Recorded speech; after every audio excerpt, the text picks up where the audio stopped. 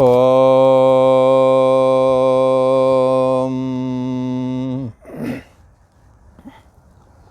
श्री योग वासिष्ठ के उत्पत्ति प्रकरण में श्री वशिष्ठ जी महाराज बोले, हे राम जी, तपस्या और शास्त्र का सिद्धांत यही है कि मन को मारना चाहिए।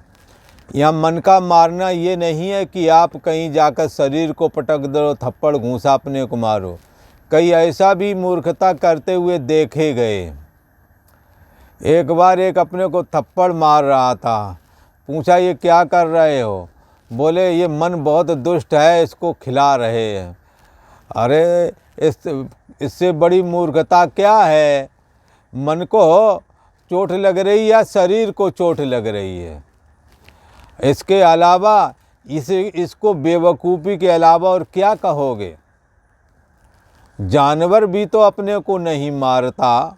मन को बस में करने के लिए तो आदमी होकर के शरीर को पीटने पाटने करके या व्यर्थ का ड्रामाबाजी, ये मन को बस करने का उपाय नहीं है।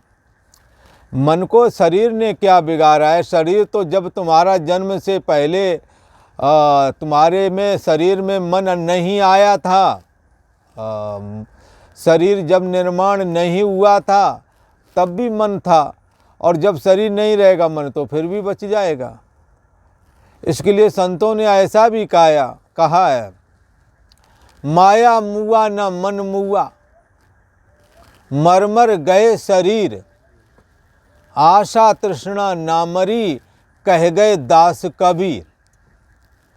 न मन मुआ न माया मोई। माया ने जगत बनाया, जगत ही माया है, माया ही जगत है। ये नहीं मरता, जाने कितने हमारे दादा परदादा मर गए, दुनिया यही बनी रही। जमीन वही वाली है जिस पर बड़े बड़े राजा लड़ गए, लड़के के मर भी गए। महाभारत का युद्ध भी यही हुआ था। परंतु जमीन आज भी उसी जगह है जिसके लिए झगड़ा हुआ था। आज कोई और राज्य करता है। खैर, ये कहते हैं तपस्या और शास्त्र का सिद्धांत क्या है? सिद्धांत यही है कि मन को मृतक करना है। मृतक करना क्या मतलब है? मन को अमन बनाना है। कैसे बनाए? शरीर को तोड़ करके? नहीं तो फिर नहीं बना सकोगे। शरीर के रहते ही और शरीर के स्वस्थ रहते ही, इंद्रियों के स्वस्थ रहते ही ये काम आपने करना है। तो कैसे करें? जैसे कि आपने कपड़े को गायब करना हो तो क्या करना है? आप उसके सूत खींच लो, कपड़ा गायब हो जाएगा। ऐसे ही मन को अमन बनाना है तो क्या करें? मनस्य अमनी भावे द्वैतम नैवोपलभ्यते। शास्त्र कहता है यदि मन को यदि अमन बना सको, मन के रहते मन को यदि खत्म कर सको तो कैवल्य निर्वाण प्राप्त हो जाता है। द्वैत रूप जगत का अत्यंत अभाव हो जाता है। द्वैत रूप जगत पर विजय प्राप्त कर ली जाती है। कैसे? मन में सर्वप्रथम तो जगत की सत्यता, देह और जगत की सत्यता की जो भ्रांति है मन में कि ये देह और जगत सत्य हैं, देह से जीने के लिए और जगत में रहने के लिए सारे जीवन भर प्रयास किया, परंतु सारी युक्तियां, सारा ज्ञान, सारी टेक्नोलॉजी फेल हो गई। कई ने तो मकान बनाया, उद्घाटन कराया, रह नहीं पाए, राम राम सत्य हो गया। संसार में रहने का 100 वर्ष का उपाय किया था। कई ने मकान तो सब कुछ थे पर शरीर नहीं रहा। या तो पद पदार्थ खत्म हो जाएंगे अथवा तुम्हारा शरीर ही खत्म हो जाएगा। ये तो देह और जगत एक नाप के 2 भाई हैं, और एक भाई जो बिछुड़ जाए तो दूजा काम ना आता है। शरीर ना रहे तो क्या कर लोगे? मकान, शरीर नहीं है तो तुम्हारे लिए दुनिया बेकार है। इसलिए आप मुआ तो जग मुआ, आप मर गए तो सारी दुनिया मर गई। एक जगह एक नदी में एक डूब रहा था, चिल्ला रहा था बचा लो बचाओ बचाओ। तो उसने कहा दुनिया में बहुत लोग हैं, मर जाओ, क्या करोगे बच के, यहाँ तो पहले ही थे आफत है, ठीक है छुट्टी पा जाओगे दुख तकलीफ से। तब उसने आवाज़ लगाई यदि हम मर गए तो सारी दुनिया मर जाएगी, ये ध्यान रखो, इसलिए हमें बचा लो तो दुनिया बच जाएगी। तो क्या है, दुनिया को देखने वाले हम हैं, जानने वाले हम हैं। जब हम ही ना रहेंगे तो दुनिया कहाँ बचेगी, दुनिया को तो हम ही देखने वाले हैं। कोई कहेगा कि आदमी तो इतने मरते हैं, दुनिया तो जहीं की तहीं बनी, ये आप बोलते हो, मरने वाले से पूछो। उसके लिए दुनिया का, उसके अपना अभाव क्या हुआ, सारी दुनिया का अभाव हो गया है। ना उसका शरीर रहा है, ना उसकी नज़र में दुनिया रही है। मनुष्य अमनि भावे द्वैतम नैवोपलभते, मन को अमन बनाना है। सर्वप्रथम जगत की सत्यता की भ्रांति मन से निकाल देनी है और इस बात का विश्वास कराना है मन को, अरे मन तुम्हारा चैतन्य आत्मा की सत्ता पाकर के ही मन सत्तावान होता है और इंद्रियों के थ्रू देह और जगत रूप हो जाता है। इसलिए देह और जगत जो तुम्हें दिखता है ये तुम्हारी ही सत्यता, जड़ शरीर और असत शरीर पर पड़ती है, सत्य जैसा दिखता है, देह और जगत पर पड़ती है, सत्य जैसा दिखता है। और जड़ मन और माया पर पड़ता है चैतन्य का प्रकाश, तो चेतन हो जाता है। तुम्हारा ही सत्तापना और चेतनपना ही यहाँ आ जाने से तुम सत और चेतन जैसे दिख रहे हो। और ये सच्चाई यदि जाननी हो तो सोने के समय आप देखें कि आपकी चेतना आपसे गायब है, शरीर में भी वो तेज नहीं होता है जो जागने पर होता है। इसलिए सत्यता भी घट गई और चेतनता तो गायब ही हो गई।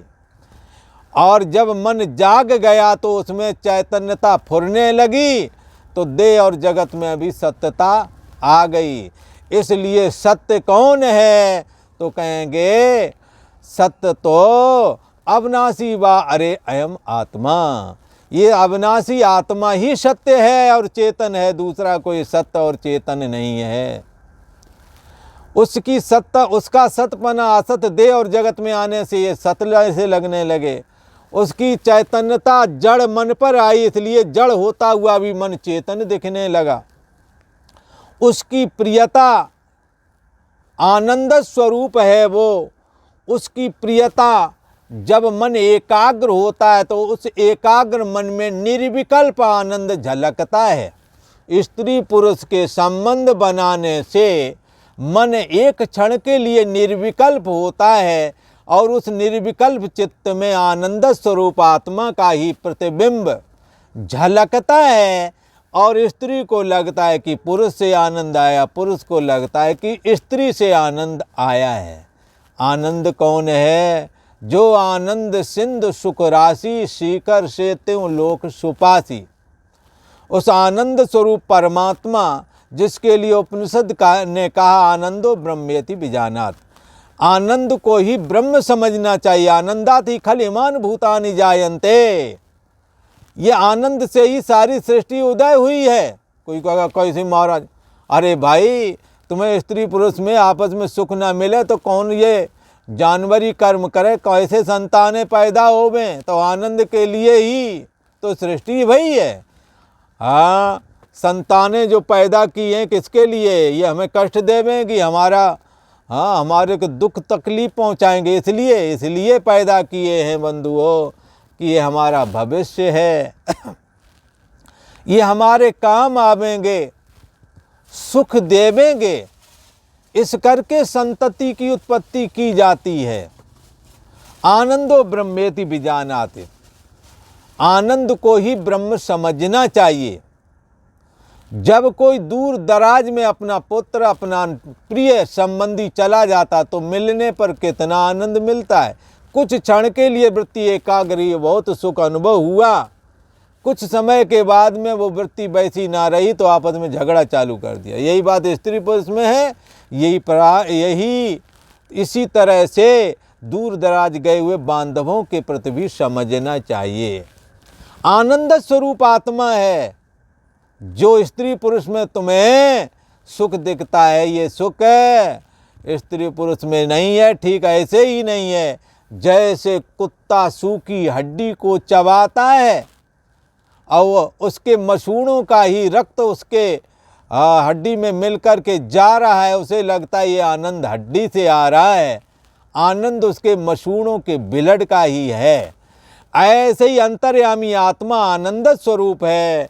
जब स्त्री पुरुष आपस में मिलते हैं अथवा जब अवलक्षित पद पदार्थ हमें कोई प्राप्त हो जाता है, जैसे जिस जॉब को जिस नौकरी को हम चाहते थे मिल जाए तो माता पिता को खुशी, और जिसको लग जाए उसका तो कहना ही क्या है। चुनाव जीत जावे तो पता नहीं कितना ढोल नगाड़े बजाते हैं, पटाखा फोड़ते हैं। ये आनंद किसका है? ये आनंद चैतन्य सत्ता आत्मा का है। पर लगता क्या कि हम जीत गए, लोग इकट्ठे हैं, जय जयकार कर रहे हैं, उसका सुख है। उसका सुख नहीं है। जो आनंद सिंधु सुख राशि है, आनंद का समुद्र जो आत्मा है, उसी का सुख वृत्ति के एकाग्र होने पर प्राप्त हो रहा है। फिर चाहे वो जीत जाए, चाहे नौकरी लग जाए, चाहे स्त्री पुरुष आपस में मनमाने ढंग से जिनकी जो पसंद है वो मिल जाए, शादी विवाह हो जाए, जमीन जायदाद मिल जाए, कोई भी निमित्त बन सकता है। बंधुओं निमित्त जब प्रथम बनता है तो सुखी होता है, फिर वही चीज़ बाद में वैसी सुखरूप नहीं दिखती है जैसी प्रथम में लगी थी, क्योंकि वो तो निमित्त था आनंद का। आनंद तो तुम्हारे अंदर है। जब मन को एकाग्र करोगे तब ही आनंद आवेगा, और वो तब संभव है जब मन का चंचलपना छूट जावे। और मन का चंचलपना तो मन को अमन बनाने से ही होता है। इसलिए कहा मन अर्से अमनी भावे द्वैतम नैवोपलब्धते है। मन के अमन होने में फिर द्वैत रूप जगत का अंत हो जाता है। भिद्यते हृदय ग्रंथि छिद्यन्ते सर्व संशया छियन्ते चाश कर्माणि तस्मिन् दृष्टे परावरे।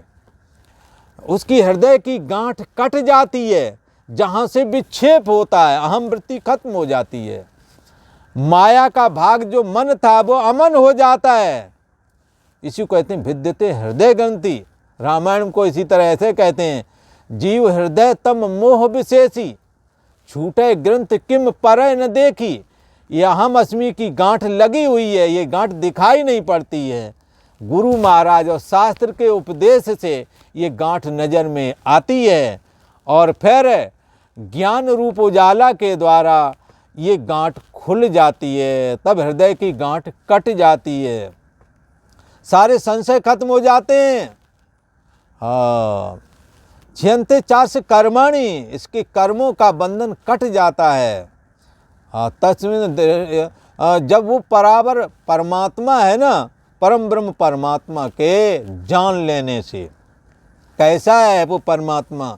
सदा रहता है, इसलिए उसे सत कहते हैं। उसका सतपना असत रूप दे जगत में आ गया, इसलिए सत लगने लगा। उसकी चैतन्यता जड़ माया और मन में आ गई है, इसलिए माया और मन दोनों चेतन हो गए हैं। और उसका आनंद हमारे आपके अंदर में है, और वो हमारे आपके अंदर उस आनंद की अभिव्यक्ति तब होती है जब मन एकाग्र होता है। वो चाहे ध्यान समाधि से कर लो, और चाहे निष्काम कर्म योग में सेवा भाव के द्वारा कर लो, चाहे धर्म कर्म के द्वारा, तपस्या के द्वारा, स्वाध्याय के द्वारा, कोई भी साधन हो सकता है। जब मन एकाग्र करोगे तब ही वो आनंद प्राप्त होगा। फिर चाहे स्त्री पुरुष का निमित्त क्यों ना फंस जाए, और एक क्षण के लिए मन एकाग्र होगा, उसी में सुख मिलेगा, कहोगे ये आनंद स्त्री से आया, ये पुरुष से आया। फिर चाहे जॉब लग जाए, निमित्त कोई भी बन सकता है, आनंद तो उस आत्मा का ही होता है। जैसे कुत्ते के अंदर जो हड्डी में खाने का जो सुख मिल रहा था, उसके मसूड़ों के ब्लड का ही था, अपना ही था, पर लगता था हड्डी से आ रहा है। ऐसे ही यही विद जग हरि आश्रित रहाई। ऐसे ही परम ब्रह्म परमात्मा श्री हरि के आश्रय में ये जगत है। जदप मृषा, यद्यपि ये असत है, मिथ्या है, दिखता। मिथ्या किसको कहते हैं? जो हो ना फिर दिखे। जैसे जवानी है नहीं पर दिख रही, चली जाती, बुढ़ापा आ जाता, तब कहते और जवानी कहाँ गई? बचपना था, बचपना बाला मैं हूँ, बालक मैं हूँ, ये कहते रहे, पर आज नहीं है। एक दिन ये जो दे तुम मैं मान रहे हो ये भी नहीं रहेगा। तथा देहांतर प्राप्त धीरस्त न मुह्यति, ऐसे ही देहांतर हो जाएगा, पर इसमें रहने वाला बचता है। को देवा, वो कौन है, कहाँ रहता है? तो बताया, इंद्रियाणि पराण्याहुरिंद्रियभ्यः परम मनः, मनसस्तु परा बुद्धियो बुद्धि परतस्तु सा। देह और जगत के पीछे इंद्रियां हैं, इंद्रियों के पीछे मन है, मन के पीछे बुद्धि है, यो बुद्धि परतस्तु सा। जो बुद्धि से भी परे है उसका नाम आत्मा है, उसका नाम ब्रह्म है। वही सर्वरूप है, यत स्यात् सर्वत्र सर्वदा। वो सब जगह है, सब समय है, परंतु उसकी प्राप्ति कैसे हो? तो कहते हैं जब तपस्या के द्वारा मन को क्षीण किया जाए, उसकी चंचलता को खत्म किया जाए। और जो चंचलता किस वजह से है? देह और जगत सत्य है, भोग पदार्थ रमणीक है। तो वैराग्य वृत्ति का आश्रय करके ब्रह्माभ्यास किया जाए, आत्माकार सजातीय वृत्तियों का प्रवाहीकरण किया जाए, उपासना किया जाए, तो मन अमन हो जाता है। जब चित्तरूपी राक्षस उठता है राम जी, तब सब दुख प्राप्त होते हैं और उसके क्षीण होने से सारे दुख नष्ट हो जाते हैं। चाहे जितना बड़ा दुख क्यों ना हो, जब मन रुक जाता है, जब मन अमन हो जाता है, तो सारे दुखों का अंत हो जाता है। डॉक्टर एक इंजेक्शन लगाता है, मन सुसुप्त हो जाता है, बड़े बड़े से ऑपरेशन चीर फाड़ करके पुनः सिल देते हैं दुख नहीं प्राप्त होता है। ऐसे ही बंधुओं, मन जब किसी एक पॉइंट पर एकाग्र हो जाता है और मन जब अमन हो जाता है, तब फिर दुखों का अंत हो जाता है। राम जी, चित्त के लय होने से अनंत सुख प्राप्त होता है, अर्थात परमानंद स्वरूप आत्मपद प्राप्त होता है। हे राम जी, मन में चंचलता विचार से सिद्ध है और विचार करने से नष्ट हो जाती है। जब विचार करोगे, विचार करके देखो प्यारे, जगत बना है मन से। कैसे बना है? मन ना हो तो आप कुछ सुन नहीं सकते, मन ना हो तो आप आँखों से कुछ नहीं देख सकते। जैसे आपके सोने के समय मन नहीं था, आप कुछ नहीं देख पा रहे थे, कुछ नहीं सुन पा रहे थे, कुछ नहीं खा पा रहे थे, किसी का स्पर्श सुख अनुभव नहीं कर पा रहे थे। तो और ये मन क्या है? आत्मा को ना जानने से मन खड़ा होता है। जैसे पानी को ना समझ करके लहर ही सत्य लगती है, ऐसे मन तू ज्योत स्वरूप है, अपना मूल पहचान। अरे मन, तू चैतन्य सत्ता आत्मा को भूल करके ही सत्य लगता है। यदि चैतन्य सत्ता को जानेगा तो तेरा अंत हो जाएगा। इसलिए राम जी, मन में जो चंचलता है वो अविचार से है। विचार करने से ये चंचलता नष्ट हो जाती है। चित्त की चंचलता रूप जो वासना भीतर स्थित है, जब तक वह नष्ट हो, जब वह नष्ट हो अंदर वाली वासना, तब ही परम सार परमात्मा की प्राप्ति होती है राम जी। और वो परमात्मा सबका अंतरात्मा ही है, और वही तुम हो राम जी। तुम विष्णु हो। तुम्हारे को सनत कुमार का श्राप कुछ समय के लिए अज्ञानी होने का लगा हुआ है, इसलिए तुम्हें देह और जगत सत्य सा लगने लगा है। परंतु हे राम जी, तुम्हारा चित्त पवित्र है, तुम शीघ्र ही जाग जाओगे और अपने विष्णु स्वरूप को सदा स्मरण करोगे, और राज्य भी करोगे। तो यहाँ कहते हैं वशिष्ठ जी महाराज कहते हैं, हे राम जी, जब मन नष्ट होता है तो परम सार परमात्मा की प्राप्ति होती है। इससे राम जी यत्न करके मन की चपलता का त्याग करो। यही अविद्या है, इसका त्याग करना है। जब चपलता निवृत्त होती है राम जी, तब मन शांत होता है। असत्य सत्य, हाँ, सत्य असत्य जड़ चेतन के मध्य में, हाँ, मन को सत्य भी नहीं कह सकते, असत्य भी नहीं कह सकते हैं। जब मन में परमात्मा की सत्ता नहीं होती है तो मन का वजूद नहीं होता। जब मन में सत्ता पड़ती है तो जड़ मन सत जैसा दिखने लगता है, हाँ, असत मन सत जैसा। और जड़ मन है उसमें जब चेतनता आत्मा की परमात्मा की आ जाती तो चेतन लगने लगता है। और यदि आत्मा की चेतनता ना हो तो सुषुप्ति अवस्था में तुम्हारी कैसी स्थिति थी वैसी स्थिति बन जाती है। अब मन को ना सत कह सकते हैं, ना असत कह सकते हैं, ना जड़ कह सकते हैं, ना चेतन कह सकते हैं, अपितु दोनों रूप है, मिला हुआ है। जैसे ये जो दर्पण में स्थित जो तुम्हारा मुख का प्रतिबिंब है, इसे सत कहें कि असत कहें, क्योंकि वही दिखता है। गर्दन ऊपर वाला मुख तो कभी दिखता नहीं। और दर्पण वाले मुख को कहते हो ये मेरा मुख है, तो वो मुख तुम्हारा है नहीं, तुम्हारा असली वाला मुख गर्दन ऊपर है। ऐसे ही मन आत्मा के बगैर कोई वजूद नहीं रखता। जैसे गर्दन वाले मुख के बगैर दर्पण वाले मुख का कोई वजूद नहीं होता, ऐसे आत्मा से अलग होकर के मन का कोई वजूद नहीं है।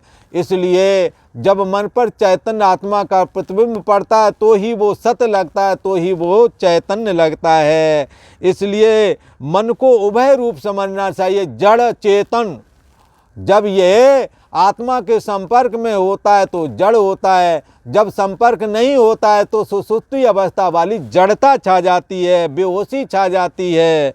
इसलिए कहा मन को जड़ चेतन रूप माना गया है। और यही मन जब बाहर जगत की ओर देखता है तो देह और जगत बन जाता है, जब अंतर्मुख हो जाता है तो ब्रह्म हो जाता है। इसलिए इस मन की चंचलता का नाश करना चाहिए। जब यह तीव्रता से जड़ की ओर जाता है तो देह और जगत दिखता है, जब बाहर का संवेग त्याग करके अंतर की ओर देखता है तो आत्मा ही हो जाता है। और आज इतना ही। ओम शांति।